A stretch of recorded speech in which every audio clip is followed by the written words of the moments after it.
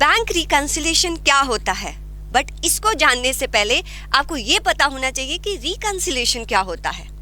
Reconciliation is nothing, it is a process जिसमें हम कोई भी फाइनेंशियल डेटा और रिकॉर्ड्स दो या दो से ज़्यादा फाइनेंशियल रिकॉर्ड्स और आप डेटा को देखते हो और दोनों को मैच करते हो। आप देखते हो कि क्या दोनों रिकॉर्ड जो हैं वो सेम है, क्या इनमें कोई डिस्क्रिपेंसी है, अगर डिस्क्रिपेंसी है तो उसके रीजंस क्या हैं।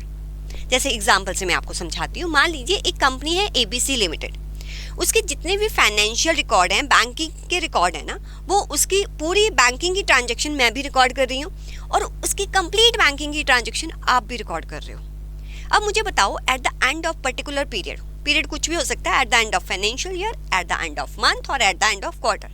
मान लीजिए at the end of financial year मेरी बुक्स में इसका ABC लिमिटेड का जो बैंक बैलेंस है वो 1 लाख दिख रहा है, आपकी बुक्स में 1,50,000 दिख रहा है। अब कंपनी तो एक ही है, एक ही तो ट्रांजैक्शन एक ही तरह की तो की होगी। अब मेरे में बैलेंस अलग दिख रहा है, आप में बैलेंस अलग दिख रहा है, तो यहाँ पर देखा जाएगा कि जो डिस्क्रिपेंसी आ रही है ना 50,000 की, इसके रीजंस क्या है और उनको करेक्ट किया जाएगा, दैट इज रिकंसिलिएशन। तो बैंक रिकंसिलिएशन क्या होता है, देखो ये सेम सिनेरियो, अगर सेम केस आप ऐसे लो कि ये ABC कंपनी है। अब ABC कंपनी की जितनी बैंकिंग ट्रांजैक्शन होती है उसको कौन कौन मेंटेन करता है, एक तो उस कंपनी का अकाउंटेंट, अब मैं अकाउंटेंट हो गई राइट, और एक उस कंपनी का बैंक, आप बैंक हो गए। अब जब भी कोई भी ट्रांजैक्शन होती है बैंक के थ्रू तो अकाउंटेंट भी रिकॉर्ड करता है और बैंक भी रिकॉर्ड करता है। मुझे बताओ at the end of particular period bank की जो स्टेटमेंट है उसमें जो बैलेंस दिख रहा है, जो अकाउंटेंट ने बैंक की बुक बनाई है, जो अकाउंट्स बनाए हैं, उनमें क्या मैच नहीं होना चाहिए, दोनों का बैलेंस सेम नहीं दिखना चाहिए, क्योंकि वही तो बैंकिंग ट्रांजैक्शंस हुई है। बट ऐसा नहीं होता है। जो बैंकिंग स्टेटमेंट्स होती हैं उसमें जो कंपनी का बैलेंस है वो डिफर हो सकता है, तो वहाँ पर हम उसके रीजंस ढूंढते हैं और उसको करेक्ट करते हैं, that is called bank reconciliation. तो क्या पहले तो आज ये जानते हैं कि बैंक रिकंसिलिएशन क्यों करते हैं, उसके रीजंस क्या हैं, क्यों करना पड़ता है, क्यों बैलेंस बैंक का और अकाउंटेंट का सेम क्यों नहीं होता, उसके क्या रीजन है, पहले ये समझो। फिर इसको करते कैसे हैं वो हम जो डिफरेंट इस यहाँ पर मैं एक ही वीडियो में आपको कंप्लीट ये नहीं सिखाऊंगी, आपको bank reconciliation almost 5 to 6 parts में चलेगा। तो आज सिर्फ मैं बता रही हूँ कि बैंक रिकंसिलिएशन होता क्या है, उसके रीजंस क्या होते हैं और किन किन सॉफ्टवेयर्स में कैसे रिकंसिलिएशन किया जाता है, सिर्फ दिखाऊंगी। अब टैली में एक्चुअल में रिकंसिलिएशन कैसे होता है वो हम आने वाले वीडियोस में देखेंगे।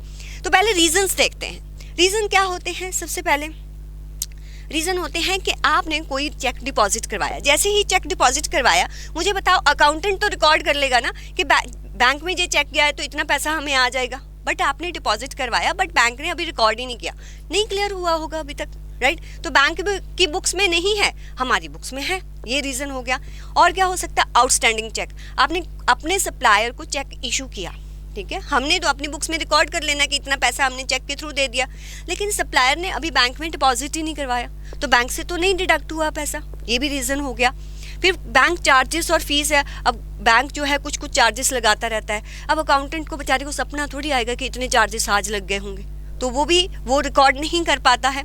अब कुछ इंटरेस्ट हो सकता है कि कंपनी के नाम पर कोई FD हो, जहाँ जो भी अमाउंट उसने डिपॉजिट करवाया है उस पर कोई इंटरेस्ट उसको मिल रहा है, अब वो भी अकाउंटेंट को नहीं पता होगा, ये एक रीज़न होता है।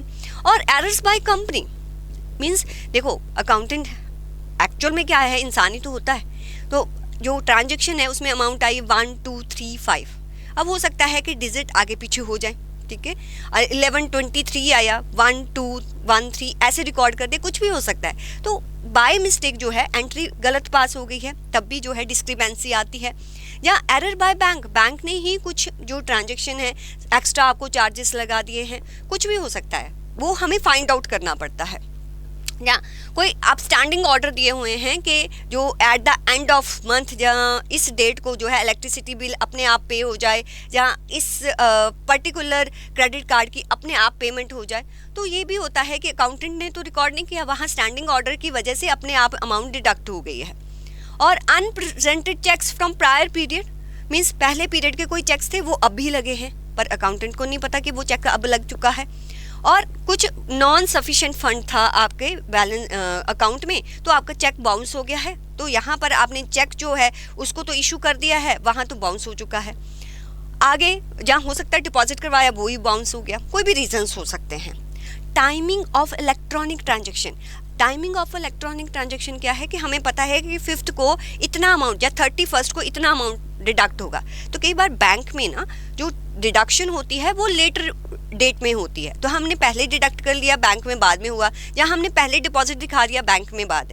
तो ये सारे कुछ रीजंस होते हैं जिसकी वजह से जो कंपनी बैंक अकाउंट बनाती है या जो बैंक में बैलेंस दिखता है, उन दोनों में डिफरेंसेस होते हैं। इन डिफरेंसेस को देखते हुए हमने सारा बताना होता है अपने बुक्स में, अपने बैंक बैलेंस को करेक्ट करना होता है। तो अब ये कैसे किया जाता है? आपने तो 11th 12th में बैंक रिकंसिलिएशन किया होगा, वो तो कॉपी पर किया है ना, सीधा आपने ले लिया कि balance as per cash book, as per bank book, ऐसे ले लेते, पासबुक ले लेते हो और बैंक बुक ले लेते हो, फिर उसमें कुछ ऐड करते हो, कुछ डिलीट करते हो। अब भाई सॉफ्टवेयर में ऐड डिलीट कैसे होगा, वहाँ कैसे रिकंसिलिएशन होगा, वही हम यहाँ पर सीखने वाले हैं।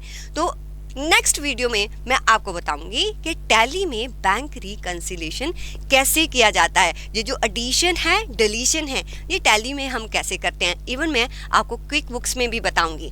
और टैली का नया वर्जन आया है, वहाँ पर भी बैंक रिकंसिलिएशन कैसे ज़्यादा ईजी हो गया है वो भी हम डिस्कस करने वाले हैं। चलिए, okay bye student, take care.